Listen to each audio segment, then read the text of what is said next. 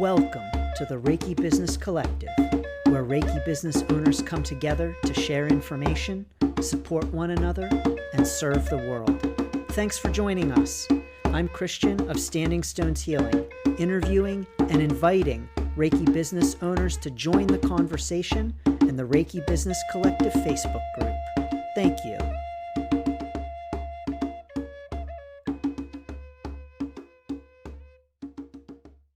Welcome to this episode of Reiki Business Collective. In this episode, we are talking with Kathleen Johnson. Kathleen Johnson is the founder of Universal Heart LLC in Pennsylvania. She is a Holy Fire 3 Reiki Master, Kundalini Reiki Master, Certified Crystal Healer, Certified Past Life Soul Regression Therapist, and Plant-Based Nutritionist. In 2019, she was selected as Top Reiki Master of the Year by the International Association of Top Professionals, and she has appeared on the Reiki Ray Summit since 2017. In addition, she has published numerous articles in a variety of publications and currently co-hosts the Beyond the Reiki Gateway podcast with Reiki Master Andrea Kennedy.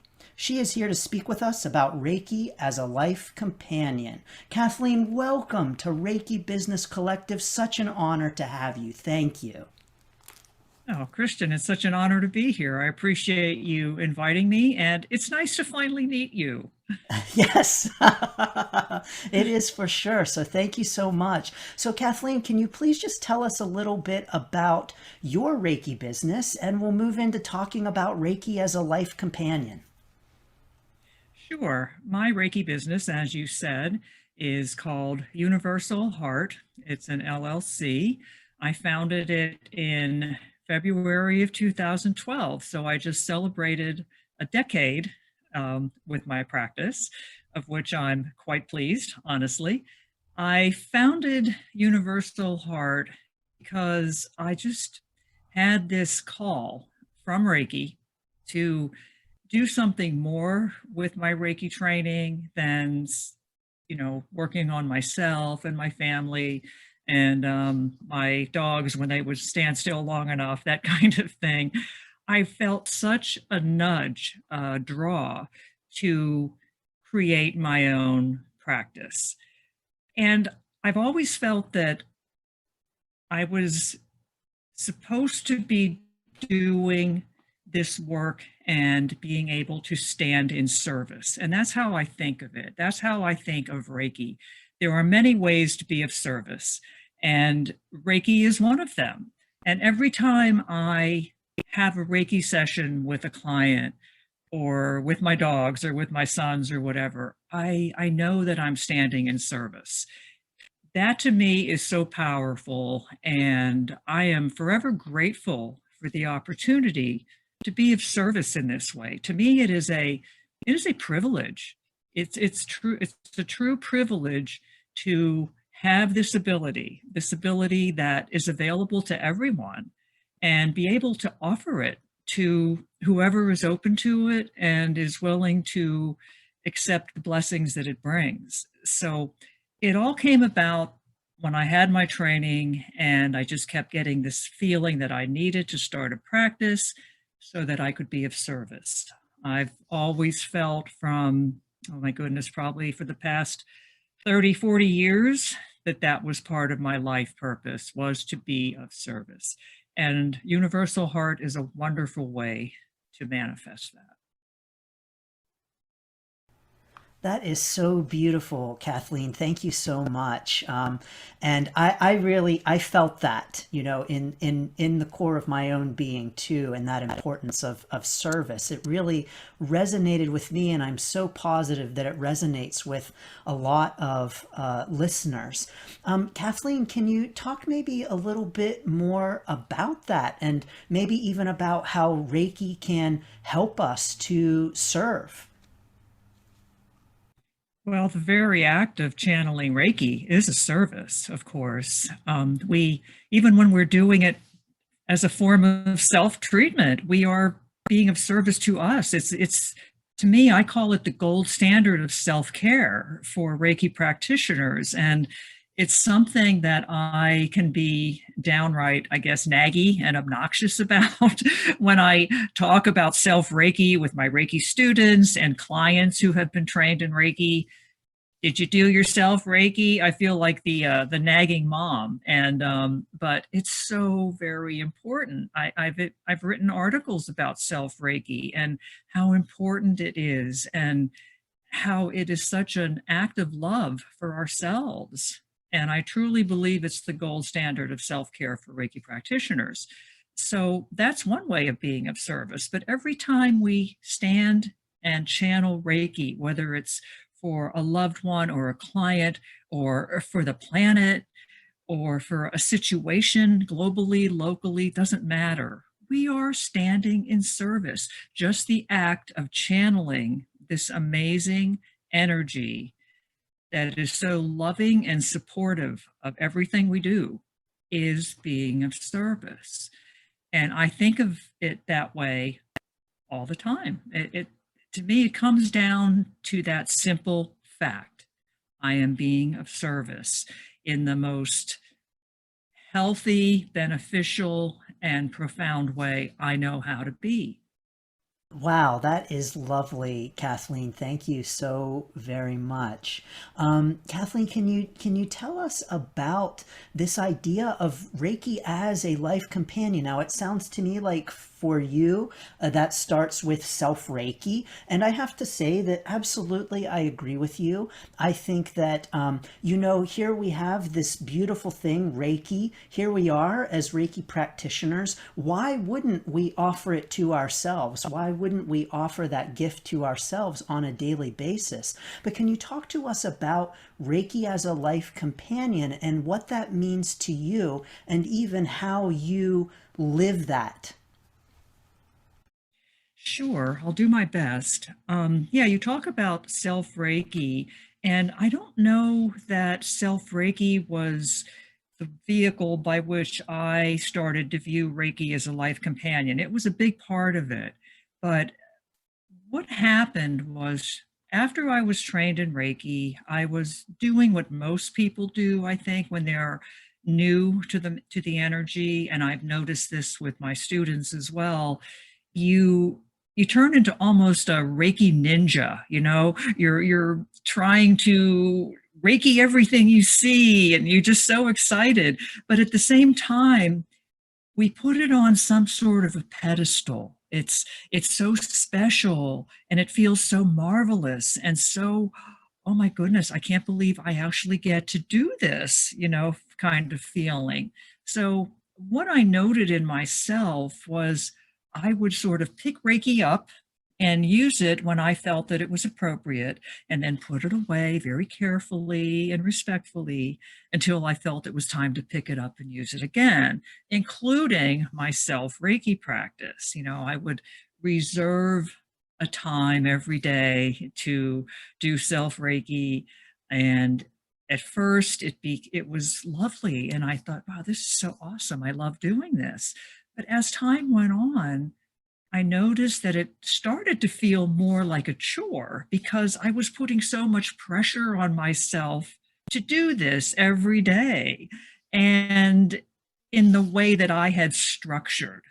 And time went on, and fortunately, Reiki has a way of stepping in and kind of giving us that, what I call a cosmic slap upside the head, when we need to be woken up and like, come on, you need to rethink how you're doing something, right? I'm not sure if that's ever happened with you, Christian, but I've experienced that slap more than once, and I'm sure I will again in the future.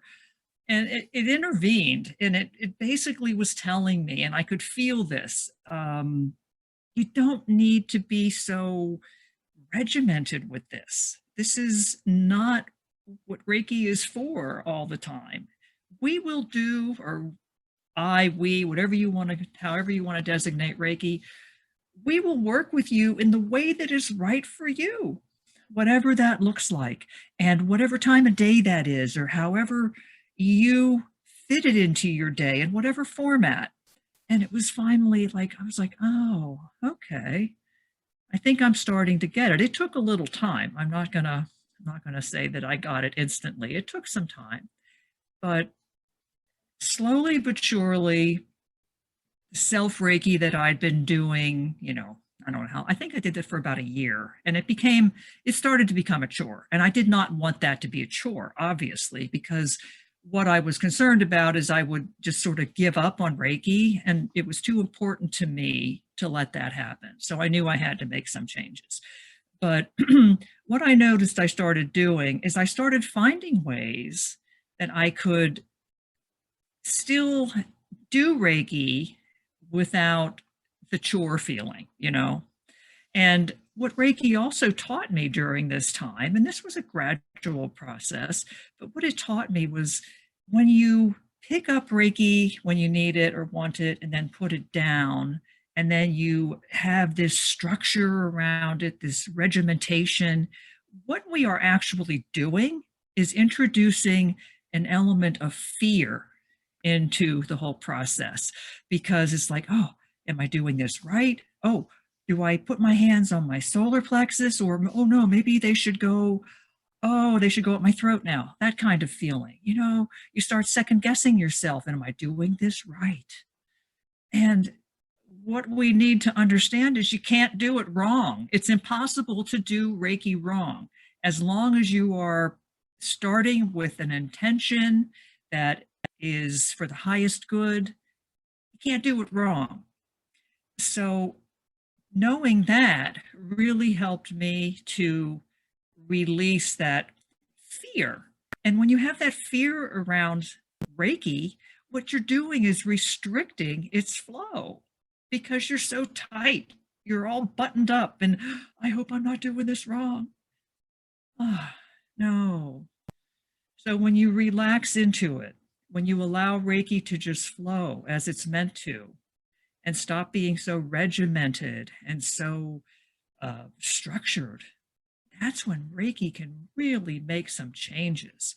And that's what I found. So I began implementing it into various areas of my day, slowly. I learned about how to make Reiki water, and I thought that was the greatest thing ever. So I was doing that. I had pitchers of Reiki water I think I had 2 pitchers going at the same time for a while. And I loved doing that. I would recite the precepts when I first woke up in the morning, and actually I still do that. And this is probably, 10, 11 years I've been doing that now. I would envision the shower water, being Reiki energy and flowing on me, those kinds of things. So I started bringing it into my everyday life. And as I started to answer the nudge from Spirit and Reiki about starting my own practice, I, of course, invited and asked Reiki to help me. Absolutely. Because I had my own business years and years ago, but it was a private investigation business. That was in my law enforcement days. So completely different business model here for a Reiki business. And I didn't know what I was doing. I was, okay, I don't know what to do. I think I want to see clients. I think I want to teach, maybe, who knows? And I asked Reiki to help me. I asked Reiki to help me with the title. I don't know what to call my business. What do you think? What does the energy feel like for you? And I would have conversations with Reiki, and I guess if anyone had ever heard me, because sometimes they were out loud, they probably would have thought, okay, take a step back from the crazy lady, but sometimes it helps me to speak out loud to the energy, because it just makes it more, I don't know, feels more tangible to me, I guess. But I started to realize that Reiki was helping me. I started to get ideas and insights and a sense of how I wanted my business to look, how I wanted it to proceed, what I wanted to do, what my mission was, all those things. And over time, I created the business and built it. I was woefully unprepared to begin a business in 2012 because things had changed drastically since my first business, which I believe was in 1980. I want to say 83. So just a few years difference. And, no social media back then, no cell phones, none of that, But anyway, Reiki was there to help me.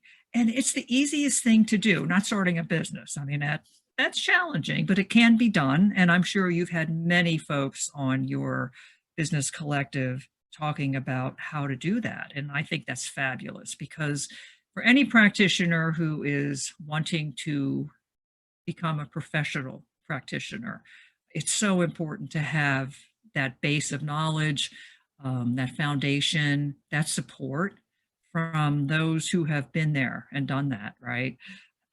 It's like a built-in community, a built-in tribe. I didn't have that because, well, you and I are both in Pennsylvania. You know the area in which I live. Let's just say it's not exactly progressive. So I didn't really know too many Reiki practitioners. My Reiki teacher, I knew her, a handful of others, but they all sort of went their separate ways. I don't think anyone else in my class really was interested in starting a practice. I was the only one. So I felt as if I was kind of alone in this. And I brought in Reiki to help me. And it was the best decision I could have ever made. And Reiki still helps me to this day. I've been lately considering, and I shouldn't say this has been coming in for probably a year or more. Reiki keeps nudging me, and the nudges are turning into pushes right now to begin mentoring sessions. And I've been very resistant to that. I don't know why. I think it's probably me thinking, what can I possibly say to anyone? That kind of feeling, that whole self-worth kind of thing that I still struggle with. But it's still with me. In other words, my point is not about the mentoring sessions, but Reiki is still working with me, with my practice, with my life, because I allow it. I invite it in. And that's what you have to do. It's as simple as saying, okay, Reiki, I'm here. Help me out, and invite it into your daily life. And you don't even have to make a big invite or an invitation about it. It's just that intention. Just allow it in. Think that, have that thought. I invite you in for my day. And I've even started, when I first wake up, I recite the precepts to myself. And, of course, not every day goes swimmingly. We all have our bad days. But I have found that starting with the precepts helps. It sets a tone for the day, first thing in the morning.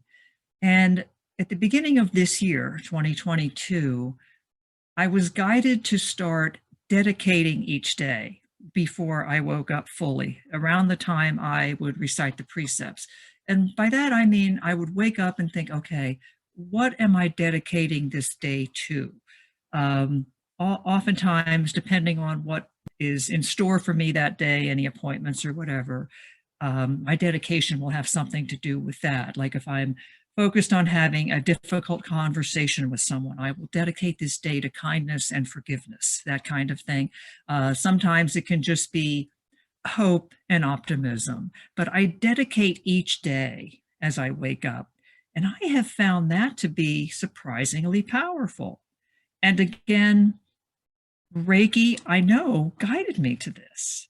I don't give myself credit for coming up with these wonderful ideas. I mean, I'm sure I have something to do with it, but by and large, it's Reiki. My role in that is allowing it to come through. Kathleen, that's incredible. I have to say that I feel like a little kid sitting at your feet and listening, because there's just so much wisdom in what you've just said. And it's incredibly powerful. Going back to that encouragement that you have for everyone to, that self-Reiki, I'm sure that there are listeners who are thinking that, yes, with SelfReiki, sometimes I feel like it's a chore and I don't want to do it. And I think that your encouragement to us is so profound because yes, we don't want Reiki to be a chore. And so that is just incredible encouragement. Thank you. And you know, this Course. idea, yes, thank you, Kathleen, and bringing Reiki into your practice. You know, what really struck me about all of those beautiful things that you said was that you said that you were doing all of that Reiki as a life companion before you started Universal Heart. And Kathleen, can you tell us, in terms of like your experience with Reiki as a life companion, how has that relationship evolved for you? I think early on, the big lesson for me was the whole self-Reiki thing, where I got myself so tied up in knots about whether I was doing it right, reserving a time to do it. At that time, I had three of the four of my sons living at home. And so my household was kind of busy. My life was busy. And, you know, to put aside an hour a day to do this, it became increasingly difficult. And I was starting to feel like, oh, I just can't do this. And that's when Reiki started coming into me and saying, hey, you don't really need to do this. You're making yourself crazy for no good reason. And so I started to relax and just let it flow. And I realized as I was doing that, it was flowing so much more easily. It was effortless. And it was about that time, and I guess time is sort of, who knows? It was about that time, I would say, that I started really communicating with Reiki and talking with it and asking it questions and really allowing it to help me in ways that I never even considered when I took my first Reiki class. I had always viewed it as something, like I said in the beginning, you pick it up when you need it, and then you put it aside very respectfully and carefully until you need it again. No, but what Reiki taught me is that in order to develop a profound and lasting relationship with it, you need to incorporate it into your life. It's like putting out the special tablecloth once a year for Christmas. You just kind of go, "Oh, okay, that's nice." And then you put it away because, it's very careful not to mess it up. But you don't really, it's not that important anymore. And I didn't want that to happen with Reiki. And so I started to do things with Reiki in my everyday life and creating my business with Reiki. I really see Reiki as a co-creator in my business. It absolutely was. I asked it a lot of questions and then I would just kind of wait for the answer. And it wasn't like I would immediately get an answer, but I would kind of then, as an example, I would find something on Amazon that I needed for my space that I'd been looking for, but I couldn't find. And just things like that, little synchronicities, little signs, if you will. And I knew Reiki was working with me to kind of help me because Reiki wanted me to create this business because Reiki knew that this could be a good thing, not only for me, but for the people with whom I work, et cetera, et cetera. And what I didn't really factor in, but has been absolutely unbelievably wonderful for me, is how deep my relationship with Reiki has become. It it helps to, well, first of all, it definitely accelerates the integration of the energy. When you're first starting out, you're trying to get used to it and all that. When you invite it into everyday life, it accelerates that integration. It really does because you're working with it all the time and you're not even doing it like, oh, I got to do Reiki now. It's not like that. It's about being Reiki. There's a huge difference between doing Reiki and being Reiki. You just allow it to be, allow that energy to be you, to be who you are. And the energy just gets integrated so quickly and so deeply. And it also accelerates the self-healing process. So when you're, involved in a self session, you can just feel that so much more. Now, just to divert for a moment, I'm one of those people that when I'm doing SelfReiki, I don't really feel much physically, but I know it's working on a subtle level. I definitely notice the effects of it. Okay. I know some Reiki practitioners worry about, oh, I didn't feel anything. It's kind of hard sometimes, I think, when you're channeling it to yourself. It's kind of like trying to tickle yourself. It's not the same. It's just not. And so if there's anybody listening to this that has that issue, don't sweat it. Seriously, it's working. It's working, but probably on a subtle level, and you will experience the effects of it. Trust me, you will. So it definitely enhances the self-healing process. There's no question.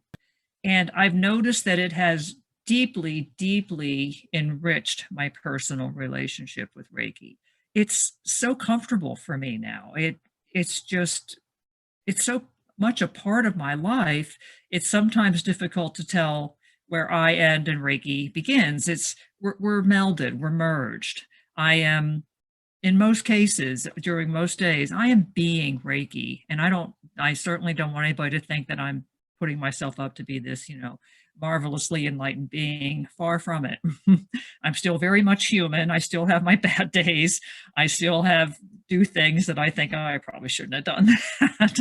But, it's just knowing that Reiki is there. I have found that it is so much easier for me to return to center and to recognize when I've done something or said something or thought something that maybe I needed to work on.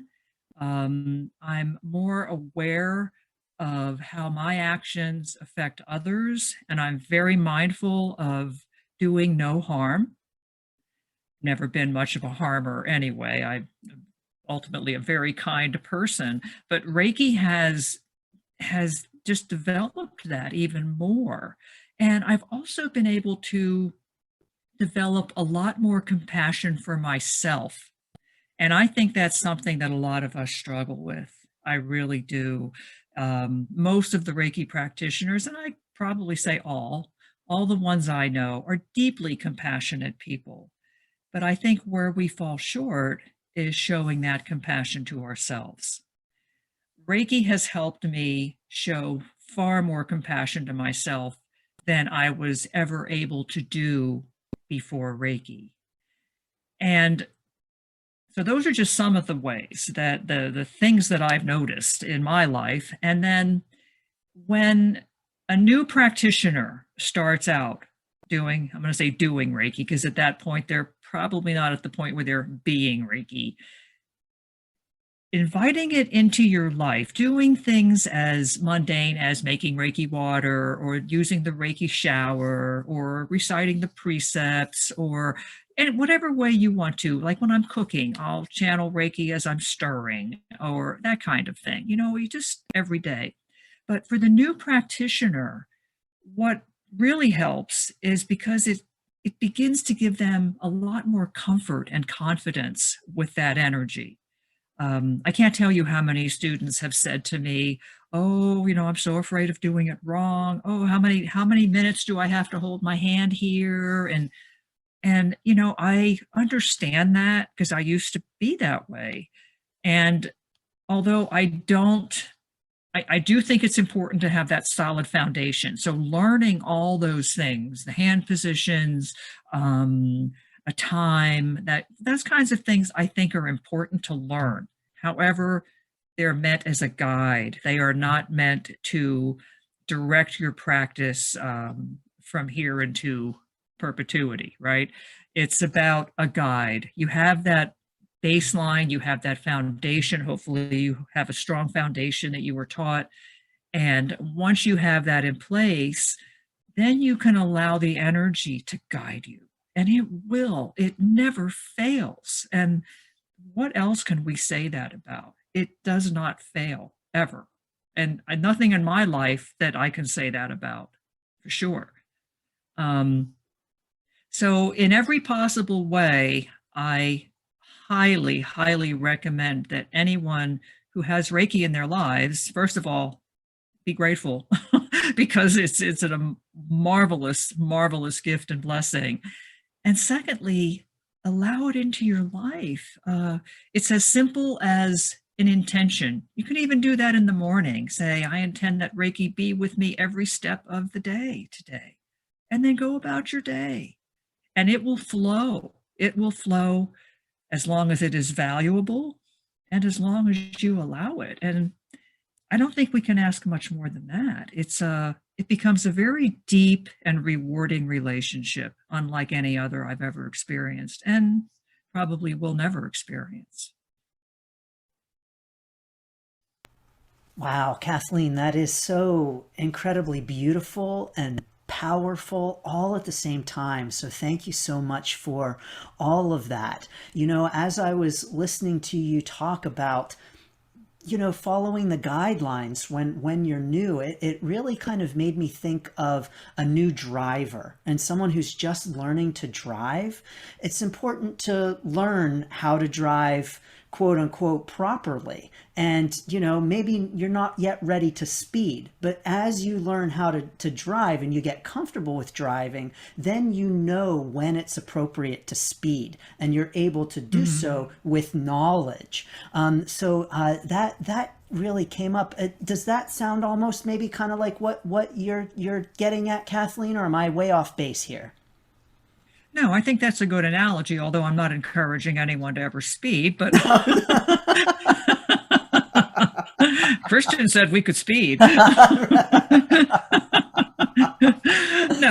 but I'm very guilty of that myself, so I certainly can't sit here and say otherwise. But no, you're absolutely right. I think taking on any new technique, talent, gift, ability, whatever you want to call it, you have to have a solid foundation.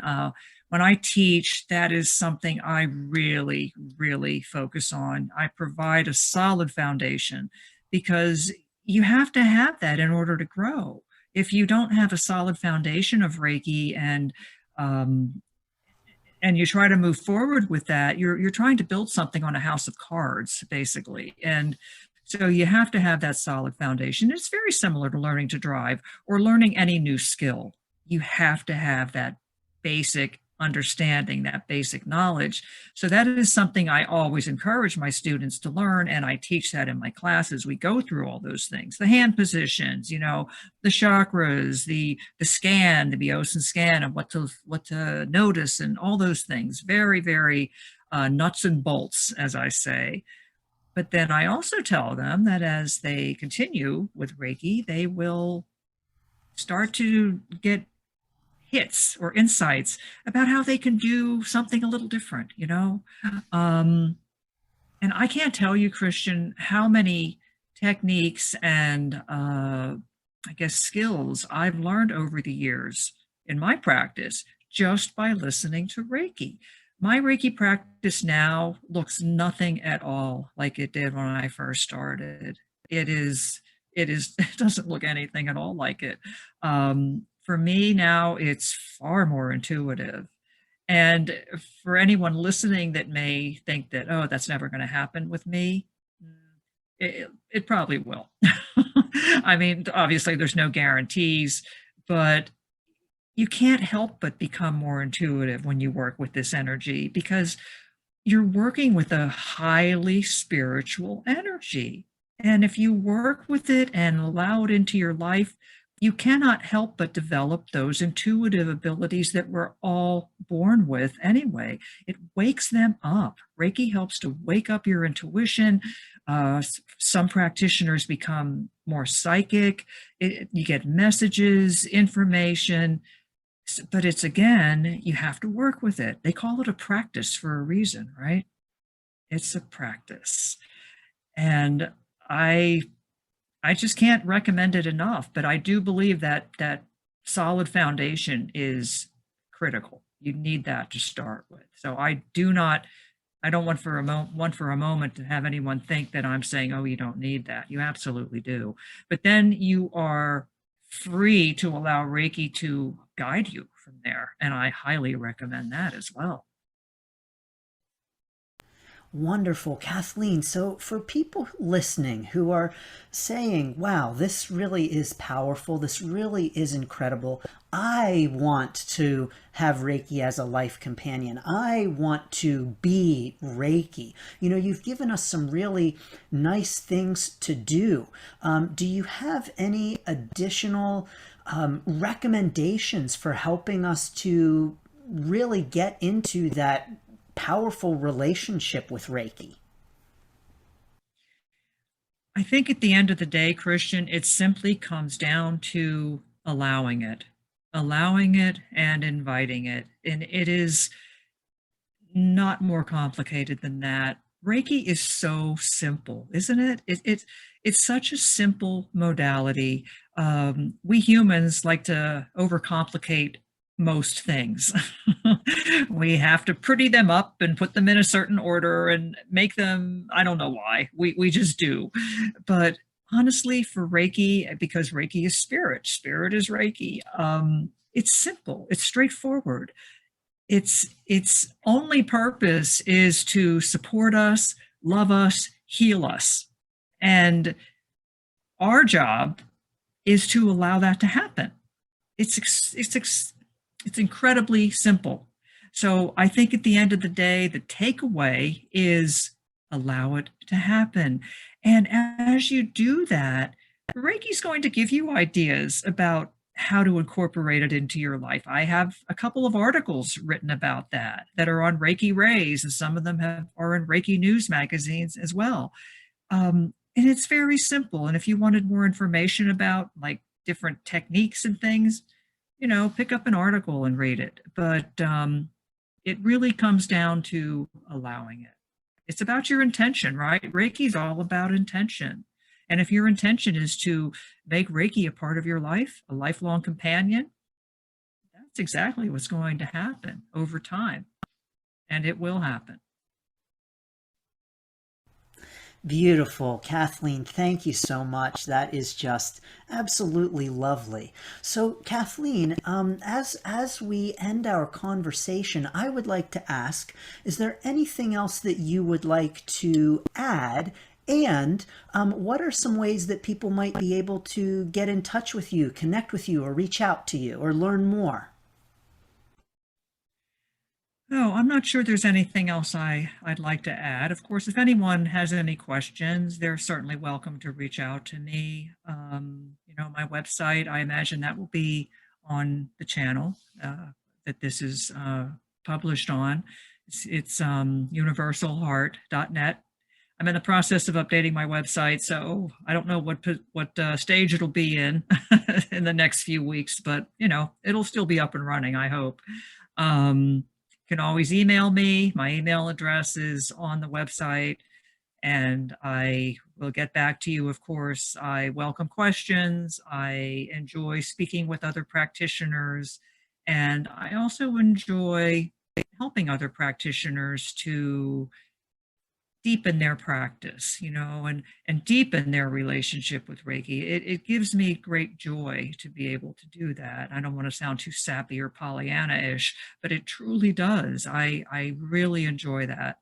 And because I think it's so important, especially in today's world. This is a pivotal time in our history and with humanity and the planet, of course. So I think it is important that anyone who has the gift of Reiki in their lives maximize that. And one of the ways that can be maximized is by allowing it to be your companion and allowing yourself to be Reiki. I because then you're just, that energy, that powerful, loving energy is just constantly radiating out from you. You're not giving Reiki or doing Reiki on anyone. You're just allowing yourself to be Reiki. And the people and the situations with which you come into contact cannot help but be affected and uplifted by that. So we have the power to make real change just by bringing Reiki into our everyday lives, allowing it to guide us and to be Reiki and acknowledge Reiki as a life companion. Oh, Kathleen, thank you so much. It is such an honor to have you on Reiki Business Collective. So I want to say thank you, and want to send you blessings and best wishes for your Reiki journey. And just want to thank you for taking time to talk about Reiki as a life companion. Thank you. Well, thank you, Christian. It has been a pleasure, and I wish you blessings on your Reiki journey as well. It has been a wonderful time meeting you, and I hope we can meet again in person before too much time goes by. Yes, wonderful. Thank you, Kathleen. And thank you all for listening. We are honored to have you with us, joining in the conversation. And we send you blessings and best wishes for your Reiki journey. Thank you.